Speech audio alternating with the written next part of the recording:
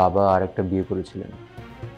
তার তার আরেকটা সংসার হয়েছে।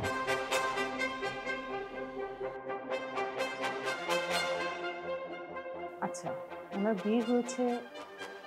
মানুষ কি একা থাকতে পারে বল? কতদিন মানুষ একা থাকতে পারে বল? তুই তো বড় হয়েছিস, তুই তো বুঝিস বিষয়গুলো। প্রত্যেকটা মানুষেরই না একটা সঙ্গীর দরকার পড়ে তার মনের কথাগুলো বলার জন্য। শোন, প্রথমত হচ্ছে যে তোর যে ক্রাইসিস, সেটা কিন্তু আমি বুঝতে পারবো না। এটা একান্তই তোর। আমি সেজন্য কোনো জাজমেন্টেও যাচ্ছি না, কারণ বিষয়টা আমি জানি না। কিন্তু আমি তোর উপর কোনো চাপ দিচ্ছি না, কোনো চাপ নেওয়ার কারণ নাই। আমি তো তোর বড় বোন। তুই যদি আমাকে বিশ্বাস করিস, তুই আমাকে মন খুলে বল কি হয়েছে।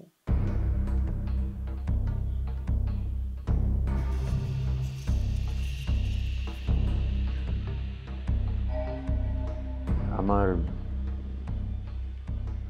আমার দাদুর সাথে দেখা হয়েছে। দাদু? মানে কোথায় দেখা হয়েছে? উনি কি ঢাকায় আসছেন? কবে আসছেন দাদু? হ্যাঁ, তুই তো আমাকে বলিসনি আগে। তুই এখানে নিয়ে আসলি না কেন দাদুকে?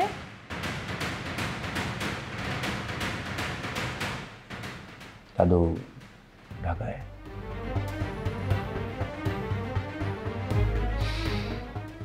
দাদুর সাথে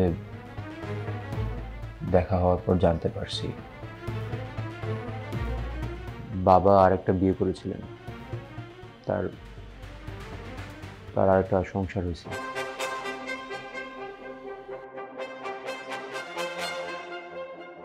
আচ্ছা, ওনার বিয়ে হয়েছে। মানুষ কি একা থাকতে পারে বল? কতদিন মানুষ একা থাকতে পারে বল? তুই তো বড় হয়েছিস, তুই তো বুঝিস বিষয়গুলো। প্রত্যেকটা মানুষেরই না একটা সঙ্গীর দরকার পড়ে তার মনের কথাগুলো বলার জন্য, বা একটু সবকিছু শেয়ার করার জন্য। এটা নিয়ে তোর মন খারাপ করার কি দরকার বল? আমার এটা নিয়ে একদমই মন খারাপ না। আমার কনসার্ন এটা যে এতগুলো মানুষ, দাদি, কেউ আমাকে একটা বার জানানোর প্রয়োজন মনে করে নাই। কেউ আমাকে এতটুকু ইম্পর্টেন্ট ভাবেই নাই যে বাবার আর একটা সংসার আছে, বাবা আর একটা বিয়ে করেছে, সেখানে তার বড় একটা মেয়ে আছে। এটা আমাকে কেউ একবার জানানোর প্রয়োজন মনে করে নাই।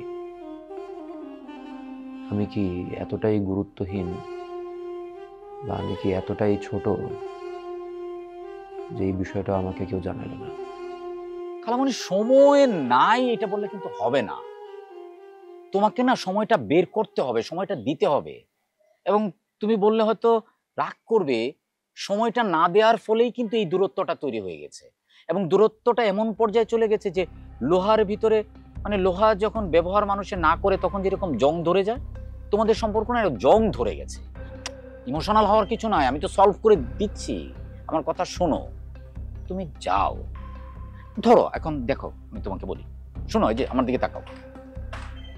ধরো তুমি বলছো যে যে করেই হোক ওকে ইউএসএ তে নিতে, রাইট? ও রাজি হচ্ছে না। একবার যদি সে বলে না আমি যাব না, তখন কি হবে ভাবো? তুমি কি আর তাকে রাজি করাতে পারবে? তুমি পারবে না। তো তোমার এখন মূল কাজ হলো, মানে তোমার এখন মেইন কাজ হলো ওকে রাজি করানো। রাজি করানোর পরে তুমি তো যাবে না। তো রাজি করানোর জন্য তো একটা সিচুয়েশন ক্রিয়েট করতে হবে। এই জন্যই বলছি যে তোমাদের দূরত্বটা কমাও, তোমাদের মধ্যে শেয়ারিং হোক, তোমাদের মধ্যে কথাবার্তা হোক। এখন তো তোমাদের মধ্যে নর্মাল কোনো কথাবার্তাই হচ্ছে না। আমি ওইটা বলছি, এই জন্যই বলছি যে তোমরা একটু আউটিং এ যাও। শোনো, আমি সব ব্যবস্থা করে দিচ্ছি, তোমাকে ভাবতে হবে না। আমি তোমার, হ্যাঁ তোমার সময় নেই, তুমি একজন ওইখানে একটু তুমি ব্যবসা করো, তোমার হতেই পারে এটা। কিন্তু তুমি যদি এই দূরত্ব কমাতে চাও, তোমার সন্তানের সাথে যদি তোমার দূরত্ব কমাতে চাও, তাহলে তো মা হিসেবে তোমাকে একটু এগিয়ে যেতেই হবে, একটু সময় দিতেই হবে। খালামণি, তোমাদের না একটা বড় গ্যাপ হয়ে গেছে। এই গ্যাপটা আমি আগে টের পাই নাই। এখন তুমি আসার পরে আমি বুঝতে পারলাম যে রুশোনা ভিতরে ভিতরে অনেক বেশি একা, অনেক বেশি নিঃসঙ্গ। আমি নিজেও আসলে টের পাইনি। আমি জানি আন্দু, ছেলেটাকে আমি অনেক কষ্ট দিয়ে দিয়েছি, আমি তাকে আর কষ্ট পেতে দেব না। তুই আমাকে হেল্প কর, কি করতে হবে আমায় বল। হ্যাঁ, আমি তাহলে তো এটাই বলছি যে তুমি সময় নাও, কালকেই যে যেতে হবে এরকম না। প্রয়োজনে তুমি ওর সাথে কথা বলো, তোমার যে কাজ আছে আর একটু টাইম নাও। এটা যদি এখন তুমি না করতে পারো তাহলে এটা আরো দূরত্ব বাড়তে থাকবে।